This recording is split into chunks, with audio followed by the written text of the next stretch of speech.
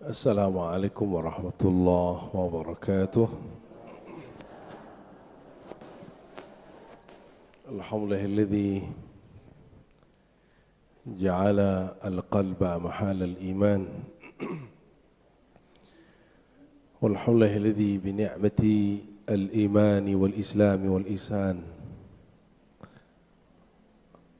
wahaba lana halawata dzikrihi wa halawata tilawati kalamihi. Nushidukum bi an la ilaha illallah wa anna Muhammadan abduhu wa rasuluh. Allahumma salli ala sayyidina Muhammad. Allahumma salli wa sallim barik alaihi. Amma ba'du. Bapak Ibu jamaah duha yang muliakan Allah, mohon maaf telat berapa menit ini? 11 menit. Ya. Semoga Allah Ta'ala memaafkan kesalahan kita semua. Malam tadi kita penutupan suluk Muharram, jadi saya nyampe rumah udah mau jam 2. Jadi habis subuh, mohon maaf nambah dulu. Habis subuh kita nambah tidur sebentar ya. Baik, judul kita apa hari ini, pagi ini? Ma'rifatullah dengan qalbu. Ini judul kayaknya horor, padahal kajian basic. Next, kalau kajian ini dilanjutkan, setiap kita harus megang Quran. Ini ada Quran kah? Tapi ini kebetulan ayatnya yang paling gampang aja lah ya. Yang paling gampang setelah Al-Fatihah, Alif Lam Mim. Oke, kita pakai ayat itu untuk masuk tentang ma'rifatullah. Apa arti ma'rifatullah? Mengenal Allah. Dan ayat yang paling jelas tentang ma'rifatullah itu Al-Fatihah. Oleh karena itu mari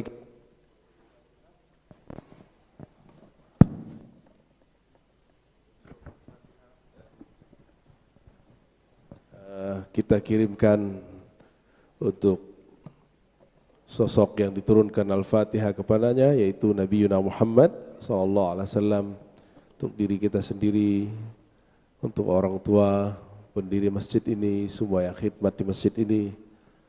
Al-Fatihah. Bismillahirrahmanirrahim. Alhamdulillahirabbil alamin arrahmanirrahim. Suratul Jin amta alaihim ghairil maghdubi alaihim waladdallin. Amin. 5 ayat pertama atau 16 ayat pertama itu berbicara tentang ma'rifat ya. Jadi sebenarnya Quran itu dari awal sampai akhir itu ma'rifatullah. Kita coba cek ya. Coba ayat pertama dari surat Al-Baqarah, Alif Lam Mim. Ini ada disebut dengan ilmu al-huruf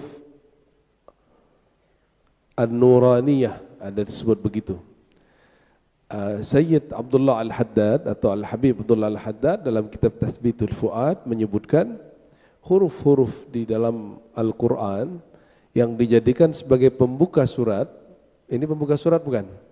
Alif Lam Mim, Alif Lam Ra, Qaf, Yasin, Taha, dan lain sebagainya, disebut dengan huruf-huruf cahaya. Bahasa Arabnya al-huruf an-nuraniyah. Huruf apa? Ustadz, gak boleh bahas-bahas ini, hanya Allah yang tahu maksudnya. Itu kata siapa? Ada yang tahu gak? Hanya Allah yang tahu maksudnya. Itu perkataan Imam As-Suyuti di dalam kitab Tafsir Al-Jalalain. Tafsir Jalalain itu tafsir pemula. Imam As-Suyuti punya kitab tafsir lain judulnya Ad-Durrul Mansur. Apa judul kitabnya? Ad-Durrul Mansur. Kitab Ad-Durrul Mansur ini yang kami jadikan sebagai bahan penelitian hadis untuk studi S2 di IIKI ya, Institut Ilmu Al-Quran. Jadi orang-orang pakar tafsir mereka meneliti hadis-hadis yang berkaitan dengan tafsir. Itu riwayat dan penjelasannya sangat banyak. Termasuk mengenai makna alif lam mim. Bahwa ulama salafus saleh baik dari sahabat, tabi'in, tabi'ut tabi'in dan setelahnya membicarakan makna alif lam mim. Ada yang menyebut alif itu Allah, lam itu Jibril, mim itu Muhammad, dan itu bukan membicarakan sesuatu yang rahasia. Itu biasa. Cuma jarang dieksplor. Ya. Bapak Ibu sering dengar tafsir Ibnu Katsir? Sering dengar? Coba cari terjemahan tapi yang bukan ringkasan. Kalau yang nggak bisa bahasa Arab, kalau yang bisa bahasa Arab, cari yang Arabnya dan perhatikan di situ Ibnu Katsir. Ibnu Katsir ini guru, dia punya guru, ada yang Aswaja, ada yang Salafi. Yang Salafi namanya Ibnu Taimiyah. Yang Aswajanya banyak juga. Dia tidak keberatan membicarakan makna alif lam mim. Ya, bahwa alif itu ada makna-makna tertentu. Namun kalau bagi kami kalau kajian ma'rifatullah disebut ma'rifat hurufiyah. Apa sebutannya? Ma'rifat hurufiyah, mengenal huruf-huruf. Kesimpulannya sederhana tentang alif lam mim, yasin dan lain sebagainya. Saya mau tanya Bapak Ibu, suatu kalimat kurang hurufnya berubahkah maknanya? Betul? Karena satu kalimat berasal dari kumpulan kata, kata berasal dari kumpulan huruf, huruf berasal dari kumpulan titik. Itu bukan kalimat saya. Itu kalimat ulama-ulama ahli huruf, Imam Abdul Karim Al-Jili yang diambil dari Abu Aswad Ad-Du'ali dari Sayyidina Ali, ya, karamallahu wajhah. Coba ulangi. Kalimat berasal dari kumpulan kata. Kata adalah himpunan dari huruf-huruf. Huruf adalah himpunan dari titik. Yang pernah nyantri, Imam Al-Bajuri membahas tentang makna titik di bawah ba. Bismillah. Kenapa alif pada ba tidak dibaca? Ya. Kenapa tidak ditulisnya bi? Bi pakai alif, tapi alif dulu baru ba. Pembahasan itu panjang. Silakan yang pernah nyantri buka-buka lagi kitabnya Hasyiah Bajuri, baik di akidah atau fikihnya ada beberapa menyinggung itu. Ya. Nah, ini baru bahas tentang alif lam mim, ya.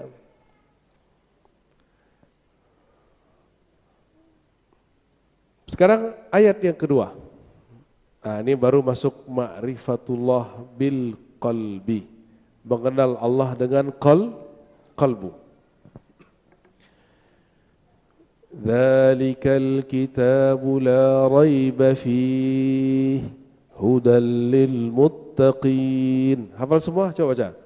Dzalikal kitabu la raiba fihi hudan lil muttaqin. Dzalika, apa arti dzalika? Apa arti dzalika? Dzalika dulu. Dzalika artinya apa? Dzalika. Itulah. Apa arti dzalika? Jadi kalau saya nyebut dzalik itu pintu, dzalikal bab, pintu itu. Kalau kita ngelihat ada rumah di sana, dzalikal bait, rumah itu. Kalau ada kita sebut manusia, dzalikal insan, orang itu. Itu menunjukkan isyarat al-ba'id, yang jauh. Isyarat yang jauh. Tapi salah satu makna tafsir, dzalika yang tadi bermakna jauh ditafsirkan dengan ini. Coba lihat di terjemahan. Rata-rata menerjemahkan inilah. Sebenarnya nggak ada masalah. Ya, sebenarnya nggak ada masalah. Diartikan itulah nggak ada masalah. Kenapa harus pakai inilah? Ya, itu namanya takwil. Zalika yang bermakna itu menjadi inilah. Ini berarti isyarat yang dekat. Itu sudah takwil. Apa makna takwil? Memindahkan makna yang hakiki kepada makna yang majazi, atau memindahkan makna yang zahir ke makna yang batin. Itu disebut takwil. Dzalik artinya itu, tapi dalam terjemahan diartikan ini ya. Dzalikal kitabu, itulah Alkitab. Coba saya mau ajak Bapak Ibu berpikir sedikit kembali ke 14 abad yang lalu. Kalau disebut Alkitab, yang terbayang dalam pikiran kita, kitab itu apa? Buku itu, ya. Itu dicetak bukan? Apakah ada percetakan di langit? Ada percetakan nggak di Mekah 14 abad lalu? Terus coba lepaskan makna Alkitab dari makna kumpulan lembaran kertas yang dicetak. Oke? Jadi Alkitab maknanya apa di situ? Orang nyetak itu yang pertama kali itu Gereja Katolik Jerman, itu yang pertama kali nyetak. Kalau peradaban kertas sudah ada di Mesir ya, papirus, tapi yang paling bagus pertama kali menemukan kertas Cina. Ya. Namun yang bagus secara modern itu orang-orang Eropa. Mereka menemukan peradaban luar biasa. Maka kalau orang belajar filologi, teks manuskrip, salah satu pembahasan yang kita kaji adalah umur teks, umur kertas. Ya. Kalau orang Sunda dulu nulis pakai deluang.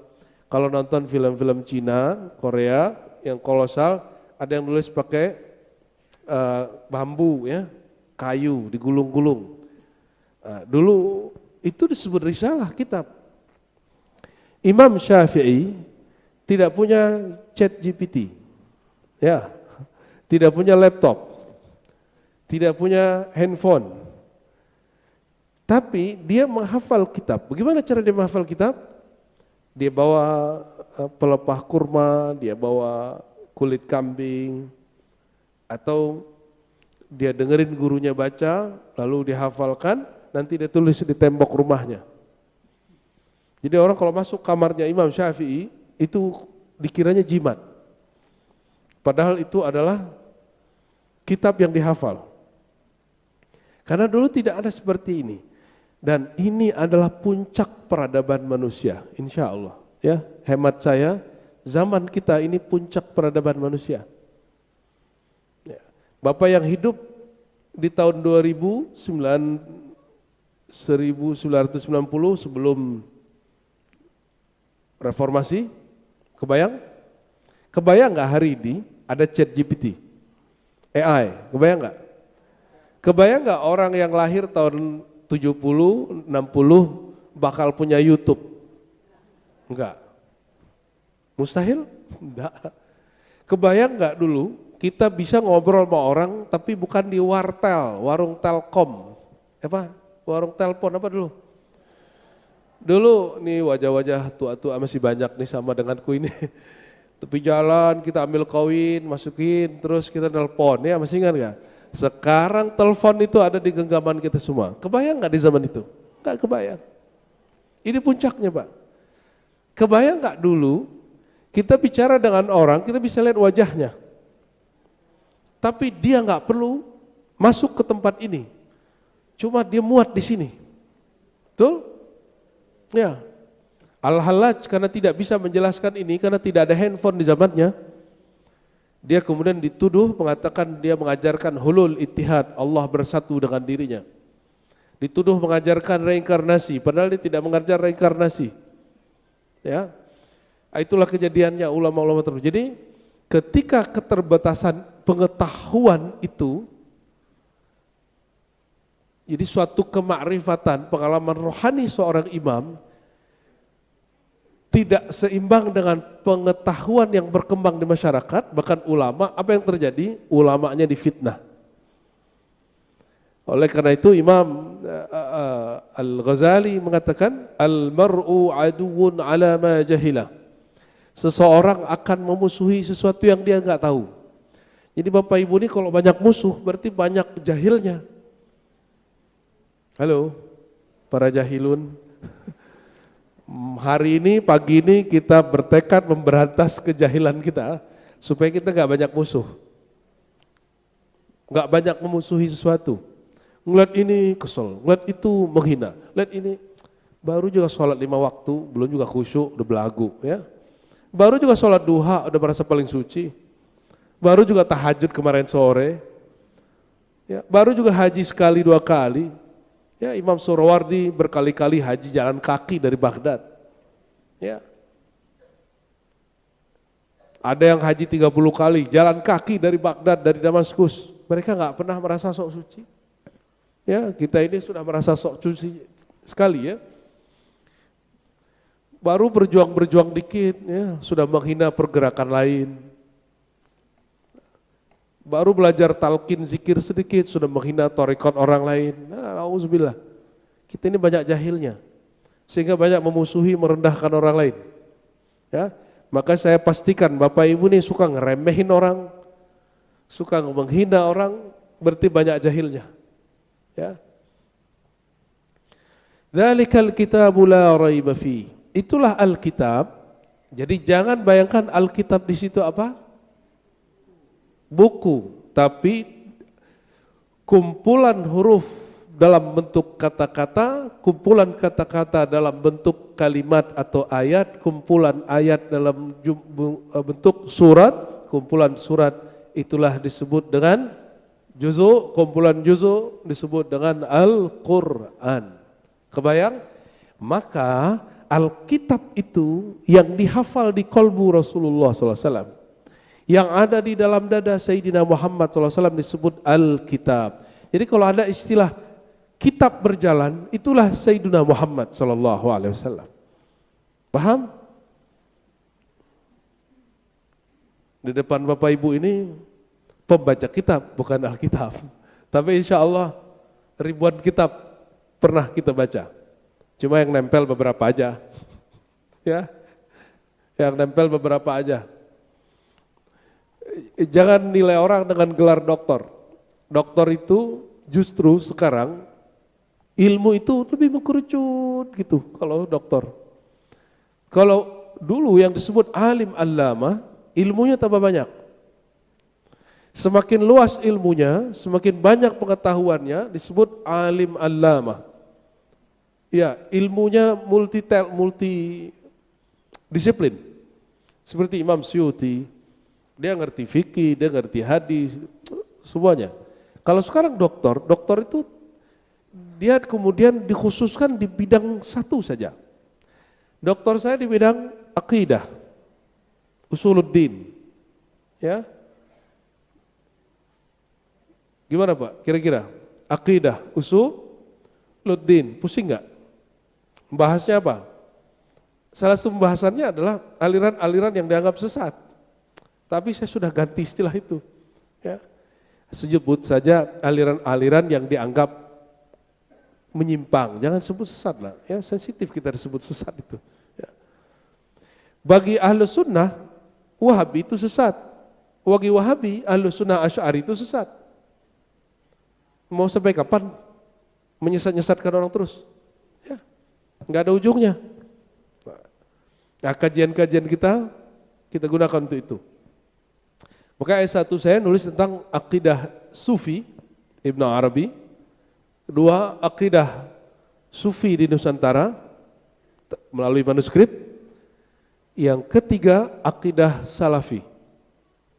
Jadi S3 saya nulis akidah Salafi. Ya. Sayangnya yang pertama belum kita jadiin buku, 2, 3 sudah dijadiin buku. Maka Alkitab, saya ulangi Bapak Ibu, Alkitab yang maksud Al-Quran ini apa? Kumpulan huruf, kata-kata, kalimat, ayat, kumpulan ayat jadi surat, kumpulan surat jadi juz, kumpulan juz jadi mushaf Al-Quran. Perhatikan, mushaf Al-Quran bukan Al-Quran. Apa arti mushaf? Lembaran. Ke Al-Quran kalam Allah, bukan makhluk. Kalau mushaf lembaran itu makhluk. Nyambung? Tapi kita tetap harus ta'zim menghormati lembaran Al-Quran, mushaf Al-Quran. Kenapa? Karena dia simbol terhadap kalam Allah yang sangat mulia. Jika orang hormat kepada mushaf lembaran, maka menghormati orang yang di dadanya ada Quran, yang di dalam pikirannya, di dalam kalbunya ada makna nur Quran, menghormati orang itu lebih afdal, lebih utama daripada menghormati mushaf Al-Quran. Jadi imam-imam penghafal Quran, hormati dia. Penghafal itu level 1 di Quran, pembaca, penghafal. Di atasnya pemakna, pemberi makna, penjelas makna. Ya, yang paling tinggi disebut mustanbit atau mufassir atau mujtahid yang mampu meramu hukum dari Al-Quran, meramu makna dari Quran, itu disebut mufassir, ahli tafsir. Itu kalau tingkatan tertinggi orang yang mesti dihormati di dalam strata keilmuan Quran. Oleh karenanya ilmu tafsir, ilmu yang lumayan berat. Karena Al-Quran itu mencakup semua pengetahuan. Pengetahuan di Quran, kalau bagian agama dibagi 3. Hukum fikih, hukum akidah, hukum akhlak. Hukum fikih, hukum akidah, hukum akhlak. Akhlak itu yang kemudian hukum fikih jadi mazhab, hukum akidah jadi ilmu tauhid, hukum akhlak menjadi ilmu tasawuf. Jadi kalau orang mentafsir Quran tidak cukup hanya mampu menterjemah bahasa Arab ke bahasa Indonesia. Dia harus mampu menguasai 3 ilmu ini. Saya mau tanya, Al-Quran bahasa Sunda apa bahasa Jawa apa bahasa Arab? Serius nih, bahasa Sunda apa bahasa Arab? Beneran? Ini pertanyaan berikut, apakah semua orang Arab ngerti Al-Quran? Enggak, ya. Enggak semua orang Arab ngerti Al-Quran pakai bahasa Arab. Bahasa Arabnya bahasa Arab tua yang paling murni. Jadi apa kata guru saya ya di Mekah? Laulal Quran ma baqiyat lughatul Arabiyyah. Kalau tidak ada Quran, maka bahasa Arab yang murni tidak akan bertahan. Dan apa yang menarik, kita bangun tidur baca doa. Doanya pakai bahasa Sunda apa bahasa Jawa apa bahasa Arab? Mau makan, pakai doa, pakai bahasa Arab. Selesai makan, pakai doa, pakai bahasa sholat. Pakai bahasa? Oke. Terus kenapa orang di depan saya ini tidak banyak yang bisa bahasa Arab?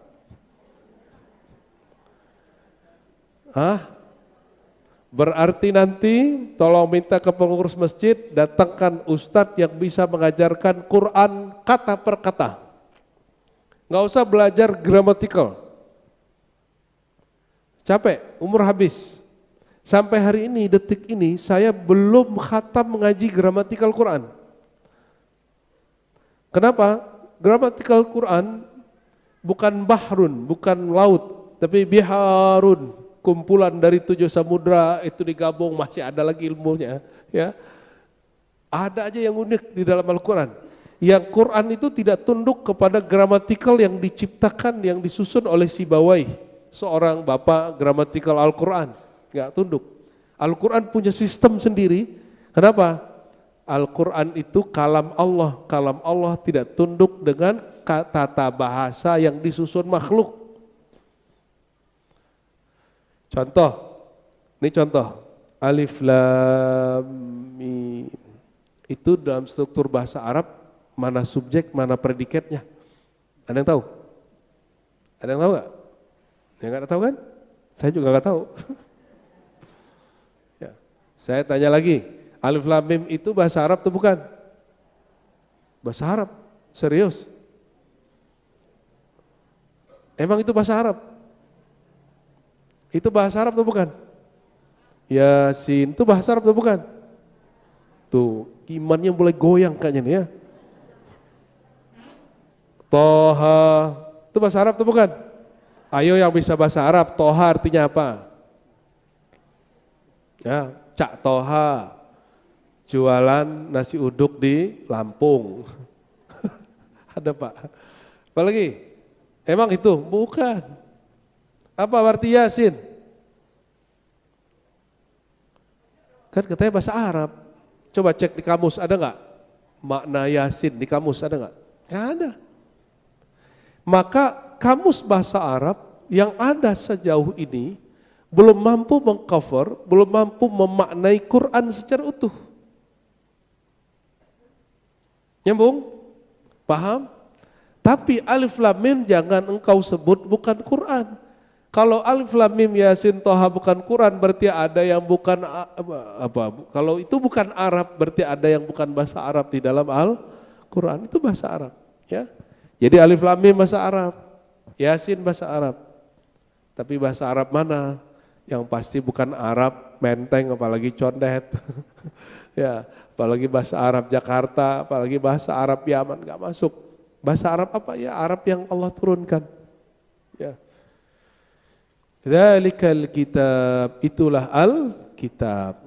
Al-kitab itu bayangkan, yakini sesuatu yang Allah turunkan ke dalam qalbu Sayyidina Muhammad SAW.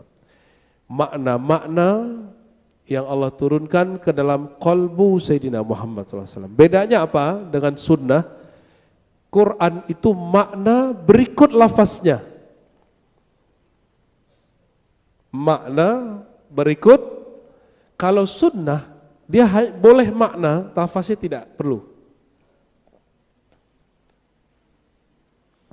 La raiba, apa arti la raiba? La, tidak. Raiba, apa arti raiba? Ragu. Ragu itu di mana? Ragu itu di mana? Nyambung? Mulai masuk ilmu qalbu, ma'rifatullah dengan qalbu. Dzalikal kitabu la raiba fi. Itulah Alkitab. La raiba, tidak ada keraguan di hati padanya mengenai bahwa Alkitab itu benar-benar turun dari Allah.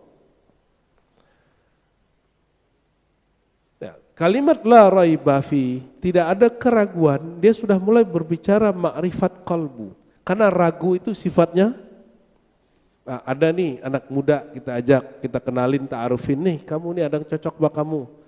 Udah 2 hari 3 hari kita suruh istikharah, dia ragu. Yang ragu pikiran dia apa hatinya? Hatinya. Ya. Ada orang setelah dia belajar agama, dia terlahir bukan sebagai seorang ahli tauhid, bukan seorang muslim. Lalu dia mencari, dia mulai ragu dengan keyakinan yang dia dapat dari orang tuanya. Ragu itu di mana? Di hati. Ya. Maka la raiba fi, Allah sedang ingin menyinggung kita semua, wahai hambaku, mulailah engkau urus, mulailah engkau perhatikan isi kolbumu. Apakah di kolbumu ada sedikit penyakit namanya ragu? Ya, lawan dari ragu apa? Pasti bahasa Indonesianya raiba. Lawan dari raib, yakin. Yakin itu pasti. Ya, nanti ada kalimat yakin di sini. Di ayat ke-4-nya ada kalimat yakin. Ya, hudan lil muttaqin. Perhatikan, hudan. Apa arti hudan? Petunjuk, hidayah. Lil muttaqin, bagi orang-orang yang bertakwa. Muttaqi, taqa, taqi. Ya, taqi bahasa Arab, orang yang menjaga kolbunya. Apa arti orang muttaqin? Ini dihafalkan. Apa arti muttaqin? Orang-orang yang menjaga kolbunya. Itu arti Maka ada sebuah hadis Nabi SAW bersabda, At-taqwa hahuna. Takwa itu di huna, di dalam hati. Bukan baju takwa, itu sebutannya orang sekolahan. Bukan pada kopiah takwa, nggak ada. Orang pakai gamis kayak saya lebih takwa daripada yang tidak pakai gamis, nggak ada urusan. Siapa tahu yang pakai baju kaos lebih takwa. Takwa berarti hifzus sudur wal qulub, menjaga dada dan kolbunya. Maka hudal lil muttaqin, Al-Quran itu nur hidayahnya hanya bekerja kepada orang-orang yang jaga kolbunya. Jaga dari apa?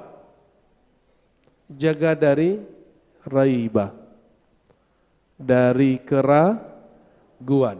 Maka di ayat kedua, alladzina yu'minuna bil, orang-orang muttaqin itu indikator ciri-ciri pertamanya ada di yang pertama. Ini bab kolbu.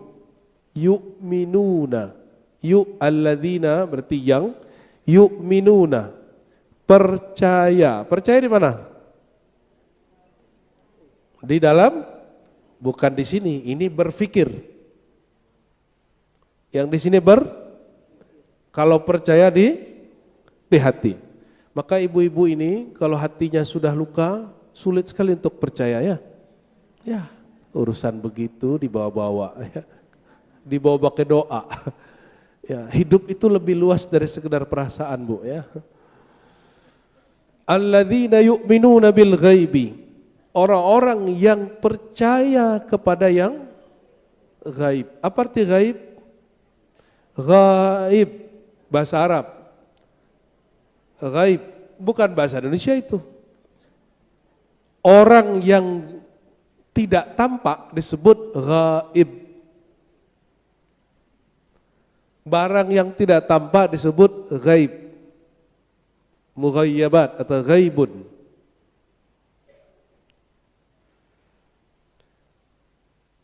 Dalam bahasa Indonesia sudah menjadi istilah. Siapa yang gaib hari ini, gitu ya. Siapa yang berhalangan hadir hari ini, betul? Udah berapa nih kita utang ke bahasa Arab ya? Alladzina yu'minuna bil ghaib.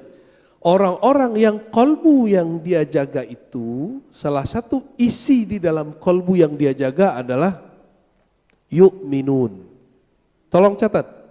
Yu'minun berasal dari kata iman.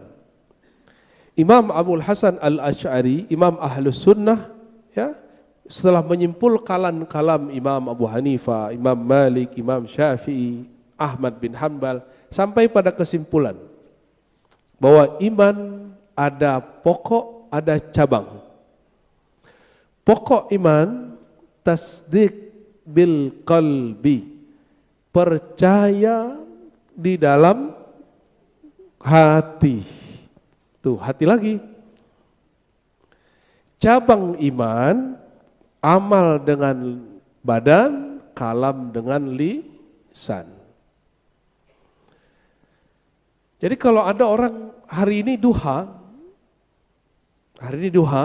berarti dia sedang beramal dengan anggota tubuh, oke? Itu yang bertambah cabang imannya, pokok imannya tidak tambah.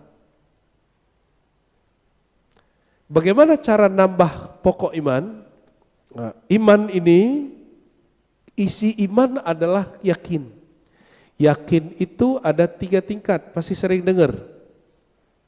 1, percaya kata orang yang dipercaya disebut ilmul yakin. Apa arti ilmul yakin? Percaya kepada kata orang yang dipercaya. Berarti dia belum menyaksikan, dia baru mendengar kata orang. Contoh, kalau ada orang terpercaya, misalnya saya orang terpercaya mengabarkan, di belakang tembok ini ada emas. Bapak Ibu percaya? Enggak percaya? Ini pura-pura percaya dulu deh. Agak lebih horor ya. Di bawah masjid ini ada tambang emas. Percaya, pura-pura dulu percaya, coba. Percaya nggak? Percaya. Ya, karena saya ustadz. Oh, masa ustadz bohong? Nah, dia nggak tahu kalau ustadz banyak bohong. Ustadz di mana posisi? Oh, lagi jalan, padahal dari kamar ke toilet. Contohnya. Oke, karena kita percaya dengan orangnya, kita percaya dengan kabarnya. Itu disebut ilmul yakin. Ya. Saya mengabarkan bahwa Rasulullah SAW pagi sore zikir begini. Bapak Ibu percaya? Itu disebut ilmul yakin. Saya mengabarkan bahwa siapa yang berzikir menyebut nama Allah hatinya tenang. Bapak Ibu percaya? Ini beneran percaya, ini bukan bohongan kan? Nyambung? Percaya kepada orang yang dipercaya. Saya mau tanya Bapak Ibu, Al-Quran yang kita baca hari ini, betulkah sama dengan Quran yang dibaca oleh, yang diturunkan Rasulullah SAW, dibaca para sahabat? Betul gak? Tahu dari mana nih? Hah? Hah? Yakin. Yakin yang mana nih? Kata orang, kata guru aku, betul kan? Kenapa? Guruku punya guru, guruku punya guru, guruku punya guru, terus disebut silsilah ilmu. Kita di dalam ilmu sanad, ilmu silsilah, kami nulis Bapak Ibu, guru saya terus sampai kepada Rasulullah SAW. Sehingga kita bisa pastikan bacaan Quran kita betul sama. Quran itu salah baca shad, ba, ta, itu langsung dibenerin sama gurunya. Ya. Yang berbeda itu hari ini hanya peradaban cara menulis Quran. Kalau ngafal Qurannya masih sama sahabat Nabi dengan hari ini. Sama-sama pakai kolbu. Memahami Quran sama, masih pakai akal, ya. Masih merasakan dengan kolbu, masih sama. Yang berbeda hanya peradaban untuk menyimpan recordingnya, ya, menyimpan datanya. Alladzina yu'minuna bil ghaib. Maka orang-orang yang kolbunya, ini makna secara ma'rifatullah bil qalb. Orang-orang yang dengan kolbunya dia percaya kepada yang gaib. Apa aja yang gaib? Sudah lihat sorga belum? Sudah lihat neraka belum? Kenapa percaya? Karena diancam dulu sama bapak emaknya ya. Kamu kalau nggak sholat masuk neraka. Ya masa bapakku bohong? Padahal bapaknya juga nggak pernah lihat sorga neraka. Bapaknya diancam sama bapaknya dulu. Bapaknya dulu diancam sama engkongnya. Engkongnya sama eyangnya. Nyambung? Tapi karena kita percaya, itu namanya ilmul yakin. Kita harus naik. Kolbunya harus naik. Harus penyaksian. Maka dalam zikir disebutkan, hanya dengan berzikir hati tenang. Itu teori. Pengajian itu disampaikan semua orang. Kalau ingin naik dari ilmul yakin kepada ainul yakin, mampirlah ke majelis-majelis zikir. Dan saksikan di situ orang disebut nama Allah dia menangis, bergetar dia. Wah itu kan baru melihat, saya ingin rasain belajar talqin zikir. Nanti guru akan ajarkan baca nama Allah dari lisan masuk ke pikiran, tembus ke dalam kolbu. Nanti matanya mengalir sendiri, hatinya tenang. Itu baru hakul. Apa bedanya hakul yakin dengan ilmu yakin? Hakul yakin penyaksian sendiri. Sedangkan ilmu yakin percaya kepada penyaksian orang lain. Alladzina yu'minuna bil ghaib, orang yang percaya kepada yang gaib secara ilmu yakin, ya. Wa yuqimunas shalah wa mimma razaqnahum yunfikun, kita bahas di waktu lain. Nah, ini sekedar ingin menghantarkan bahwa ma'rifatullah dengan kalbu bukanlah kajian yang rumit. Dia tidak jauh dari kita, ayatnya sangat dekat dengan kita, dibaca hampir setiap kali orang khataman, yasinan dan lain sebagainya, ya. Jadi ribet nggak makrifat Allah dengan kolbu? Tinggal percaya kepada orang yang ilmunya terpercaya. Kalau mau naik, ya saksikan orang-orang yang percaya itu menyebut nama Allah. Kalau ingin naik lagi, praktekkan sendiri. Dengan guru yang bersambung silsilah ilmunya kepada Rasulullah Sallallahu Alaihi Wasallam. Ya, katanya Quran menenangkan kolbu. Kalau baca sendiri nggak bisa.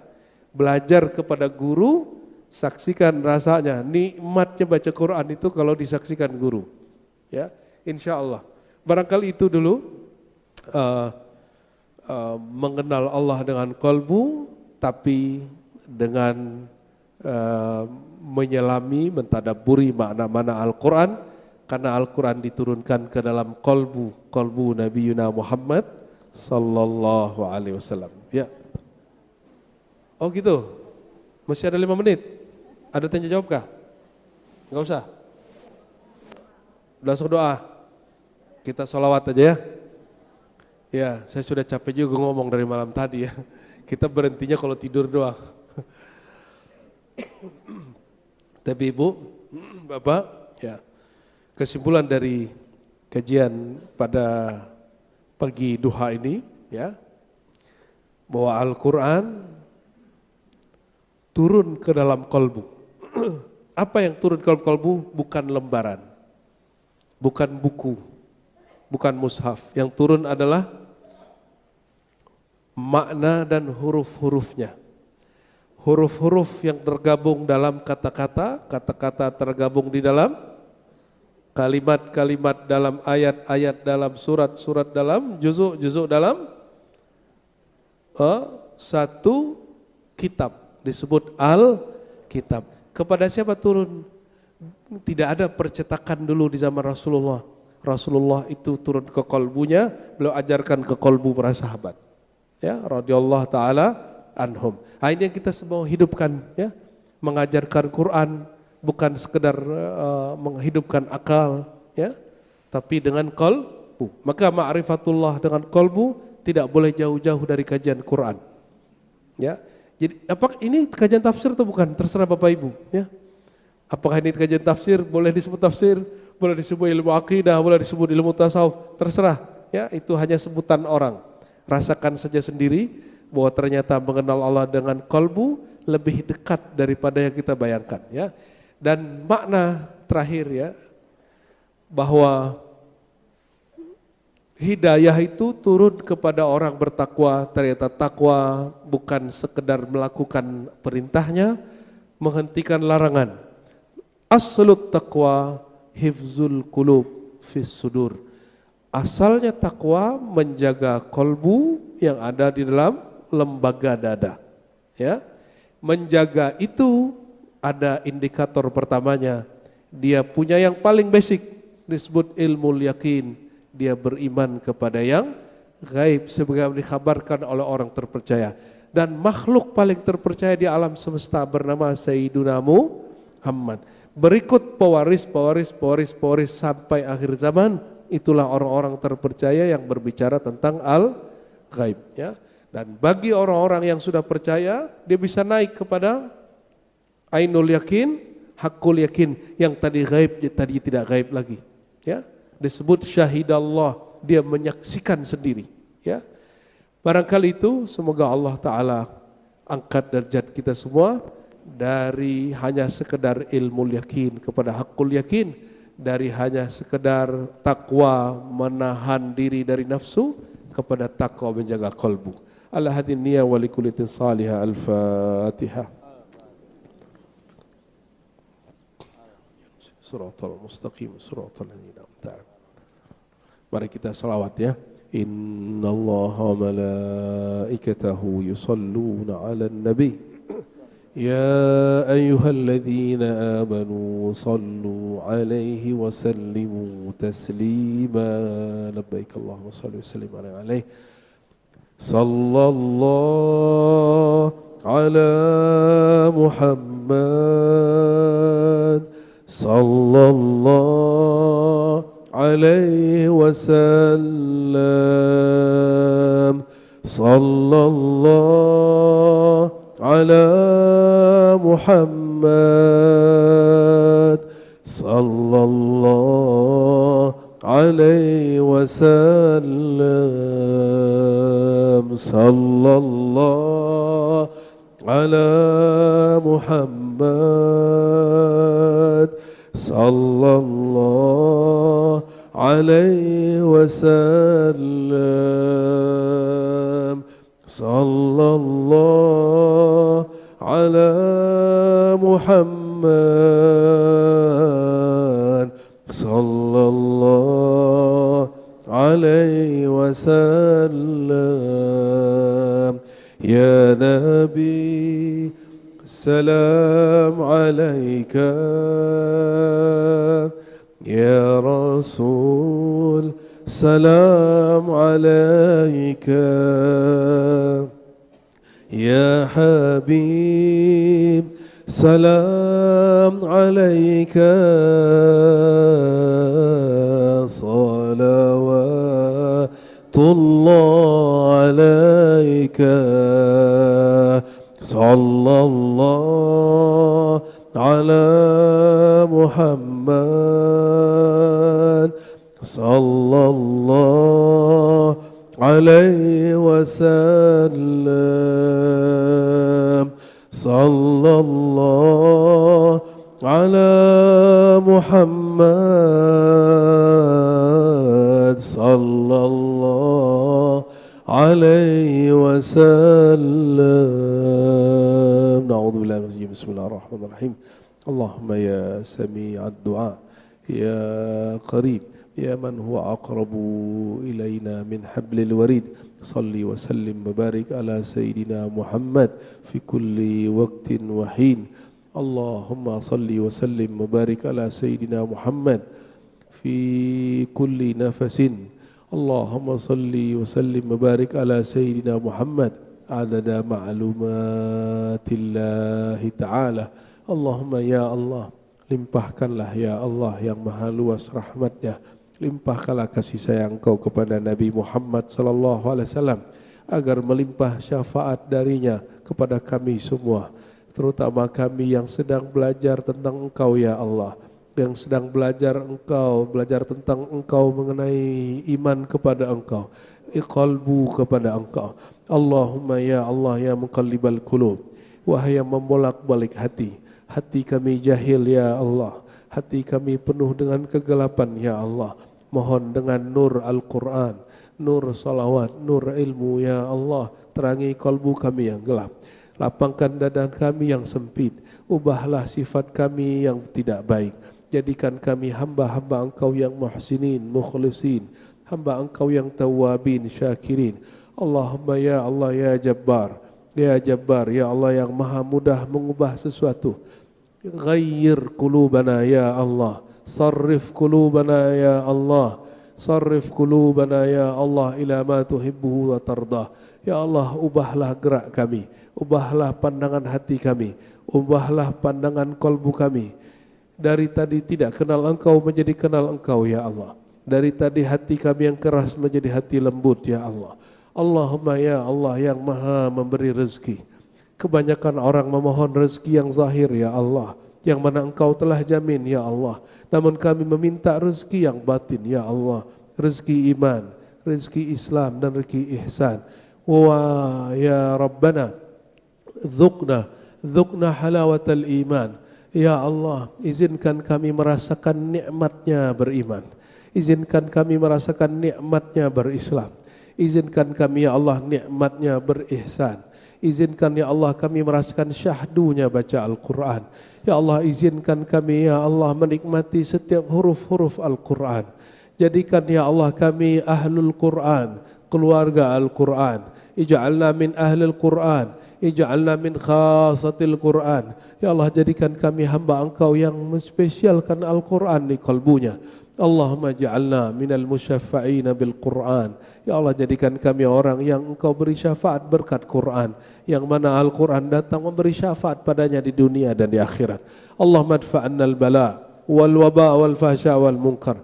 Ya Allah, mohon jauhkan bahaya dari kami, dari keluarga kami, dari kampung kami, dari kota kami, dari negeri kami, dari negara kami, dari Indonesia khususnya, dan semua negeri umat-umat Islam yang lainnya. Allahumma arhamna warham masyaikhana. Ya Allah, berkahi kami, rahmati kami, rahmati guru-guru kami. Ya Allah, ilhami keadilan, ilhami amanah kepada pemimpin-pemimpin kami. Ilhami ya Allah istiqamah kepada guru dan kami. Allahumma ya Allah ij'al hadzal bilad biladan mubarakah. Ya Allah, jadikan negeri kami penuh dengan keberkahan. Ya Allah, meskipun ada perselisihan di negeri ini, jadikan perselisihan itu untuk kemajuan. Ya Allah, jauhkan kami dari perpecahan dan kehancuran.